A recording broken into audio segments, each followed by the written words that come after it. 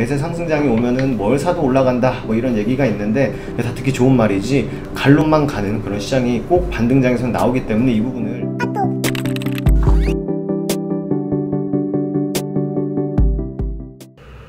반갑습니다. 허브경제TV 서현도입니다. 이번에 같이 볼 종목은 동구제강이고요. 동구제강 오늘 마지막 시간입니다.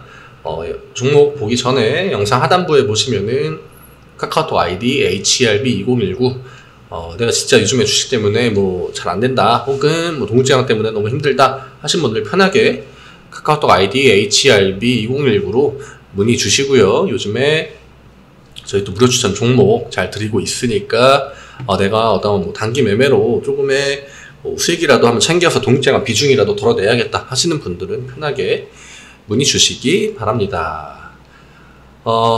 동구제강은 일단은 뭐 검색하면은 다 요즘에 이런 뉴스들 많이 나옵니다. 예, 누구나 다 알고 있는 내용이죠. 위쪽에 주가가 좀 떨어지기 시작할 때부터 이런 이야기들은 계속적으로 나오고 있었습니다.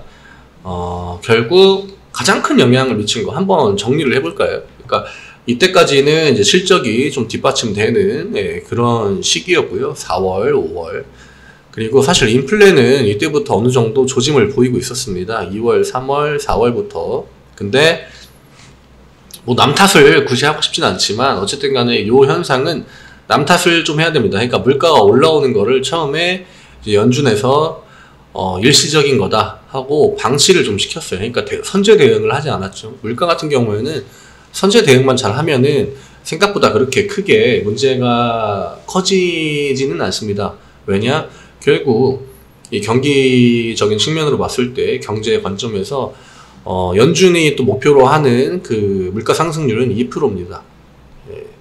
근데 이게 초반에 이제 2%, 3%, 4% 이렇게 올라올 때 일시적인 거다.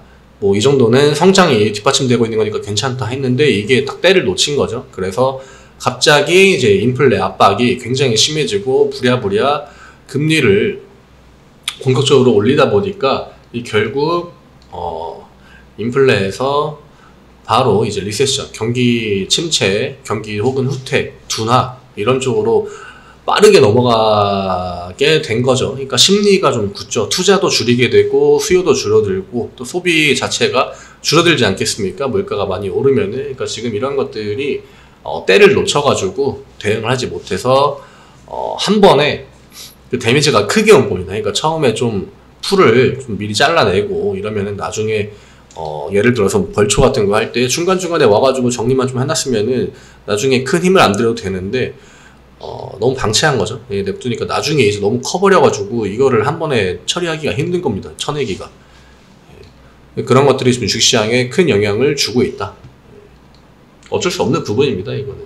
예, 다 이 미국의 스탠스나 기조 이런 것들을 정책을 좀 따라갈 수밖에 없기 때문에 그런 부분들에서 이러한 경기에 좀 민감한 업종들이 피해를 좀 많이 입었다. 그리고 여기 한 가지 덧붙이면은 중국 쪽에서 이제 코로나가 빨리 풀리지 않은 거, 예, 이것도 굉장히 좀 영향을 줬죠. 뭐 러시아, 우크라이나야 다 알고 있는 얘기고 또 이쪽에서 유럽 쪽에 그 인플레 영향을 많이 준 것도 맞는데 이런 것들을 회복하기 위해서는 중국 쪽에서는 풀려야 됐거든요. 중국이 확진자가 막 0명 나오고 풀려고 하는 와중에 다시 한번 또 지금 코로나 유행이 돌려고 하기 때문에 철강 업종 같은 경우에는 앞으로 반등하기에는 살짝 좀 모멘텀이 부족해지는 시기죠. 그래서 최근에 뭐 지수 반등이 나와도 주가가 올라가지 않는 거에 그런 이유고 뭐 딱히 진짜 툭 해놓고 까서 말하면은 동구제강은 공매도 비중이 그렇게 크지 않은 종목입니다. 예, 진짜 그 공매도가 심한 거는 20몇 프로, 30%까지만 이렇게 올라가는 진짜 공매도 지옥에 갇혀있는 종목들이 많은데 동구제강은 주가가 떨어지는 와중에 그러니까 하락이 좀 본격적으로 나올 때도 공매도 비중이 그렇게 높지 않았습니다. 그냥 팔고 싶으니까 팔았다. 예, 팔아야 되니까 그냥 판 겁니다. 이 안에서 뭔가를 더 추가적인 이득을 얻으려고 한 흔적은 그렇게 크지 않다. 예. 그 정도로 철강 업종은 인플레가 좀 심해진 국면에서 금리가 또 빠르게 올라가는 이런 상황에는 약간 좀 쥐약일 수밖에 없습니다. 그러니까 경기 민감주겠죠. 예. 최근에 이제 바이오 쪽이 강세를 보이는 거 이런 것도 사실 이러한 뭐 환율이나 유가 이런 거에 영향을 덜 받기도 하고 또 최근에는 코로나까지 맞물려 가지고 코로나 관련 바이오 종목들이 강하게 치고 올라오는 거. 근데 그렇다고 뭐 이 코로나 때문에 바이오가 올라오는 거지 뭐 이렇게 얘기하실 수도 있는데, 이 코로나 시장에서 지금 코로나 이슈가 덮치기 전에도 이 많은 자금들이 바이오 쪽에 들어가고 있었습니다. 뭐 그냥 예를 들어서 뭐 셀트리온 같은 그런 종목들이나 혹은 좀 우량한 종목들을 봤을 때, 이 그냥 바이오로 돈이 들어가고 있었구나. 기관이 동국제강 같은 경우에는 계속 좀 매도를 하고 있지 않았습니까? 예.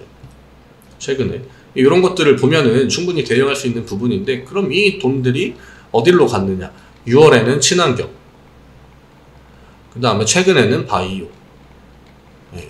또 5월에는 뭐 2차전지, 이런 식으로 결국 돈은 돌고 돕니다. 예. 주식시장에서 어떠한 종목들이 쭉 올라가고 나서 이 앞구간의 상승이 가했기 때문에 2차 상승이 또 한 번 나오겠구나, 이런 기대보다는 누가 앞구간에 주가가 올라갈 때 누가 주가를 올려줬는지 체크하고, 그 다음에 주가가 빠질 때는 올려줬던 주체가 주식을 사는지 혹은 가만히 있는지 팔고 있는지, 이런 거 체크하시면은 내가 재상승을 기대할 수 있겠다, 이런 기대감도 가질 수 있고, 혹은 주가를 매수했던 뭐 기관이 매도를 하기 시작했으니까 당분간은 주가가 반등할 힘이 크게 없겠구나, 이런 것만 생각하시면은 중대형주는 대응하는 게 그렇게 크게 어렵지는 않습니다. 예. 그냥 주가를 올려줬던 주체가 매도하기 시작하면은 나도 팔고, 그럼 얘네들이 팔고 어디로 갈 거 아닙니까? 다른 거 사러. 그럼 이때 또 다시 따라가야죠. 예. 주식 사실 이렇게 하면은 그렇게 난이도가 높지는 않습니다. 그냥 그러니까 본인의 이제 나만의 관점으로 뭐가 좋은지 계속 이렇게 생각하고 하려면은 난이도가 굉장히 올라가는데, 이런 것들은 사실 그렇게 큰 의미가 없습니다. 우리나라 주식시장에서는 그냥 기관이랑 외국인들이 뭘 사가지고 어떤 주가를 올리는지. 최근에 뭐 코로나 관련주 매매하면은 뭐 수익 안 났겠습니까? 당연히 났겠죠. 그 안에 기관이랑 외국인들의 포지션이 명확하게 보입니다. 예. 굳이 뭐 셀트리온 같은 이런 우량주가 아니더라도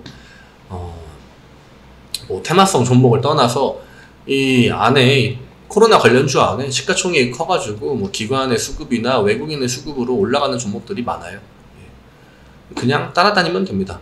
이거 기관들이 팔고 있잖아요. 그러면은 기관들이 동국제강 주가 많이 올려줬었는데 얘네 파네. 그럼 나도 팔고, 얘네 뭐 사러 가지? 따라가고. 예. 쉽죠. 그래서 그냥 시장에 지금은 뭐 이게 막 진짜 뭐 얼마나 쉽고 그게 뭐 어렵고, 이런 제가 말씀드린 이런 걸 떠나서 최대한 시장의 자금이 어디로 이동하는지 요 부분에만 포커스를 맞춰서 내가 포지션만 잘 따라갈 수 있으면은, 그러면은 충분히 수익도 낼 수 있는 시장입니다. 이런 것들이 어렵다 하시면은 카카오톡 아이디 HERB2019로 편하게 문의 주시면 되십니다. 제가 뭐 근거 없이 이런 이야기를 드리는 게 아니라 저희는 최근에 그냥 그런 포지션에 맞춰가지고 그냥 딱 매매를 하고 있고요. 결국 뭐 이게 뭐 하락장이든 상승장이든, 물론 2020년이나 2021년에는 뭐 전 섹터가 다 올라가고 전 종목들이 거의 다 막 올라가는 그런 시장이 나왔으니까 이런 것들이 딱히 막 그렇게 영향이 없었겠죠. 왜냐? 그냥 주가 밀리면은 누가 또 사주고 올라가고 기다리면 또 수익 나고, 이런 시장이었는데, 지금은 시장의 돈줄이 많이 마르지 않았습니까? 이럴 때는 이 돈들이 어디로 흘러갔다가 다시 한번 어디로 또 흘러 들어가고, 이 돈이 또 여기서 어디로 흘러가는지 요 길을 잘 찾아서 줄줄줄줄 따라다니시면 됩니다. 예. 그러면은 충분히 수익 낼 수 있다. 이게 어렵다. 카카오톡 아이디 HRB2019.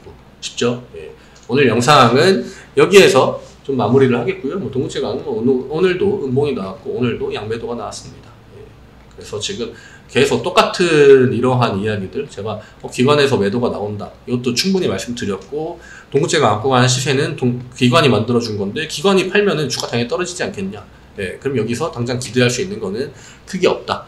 저점에서 반등 나오고 이런 거 중대형주 요즘 같은 시기에서는 아무 의미 없을 수 있습니다. 예. 동국제강은 영상을 여기에서 마무리를 하고요. 예, 다음 주부터는 다른 종목으로 또 인사드리도록 하겠습니다. 주주분들 파이팅 하시고요. 동국제강이 하루빨리 반등이 나왔으면 좋겠습니다. 감사합니다.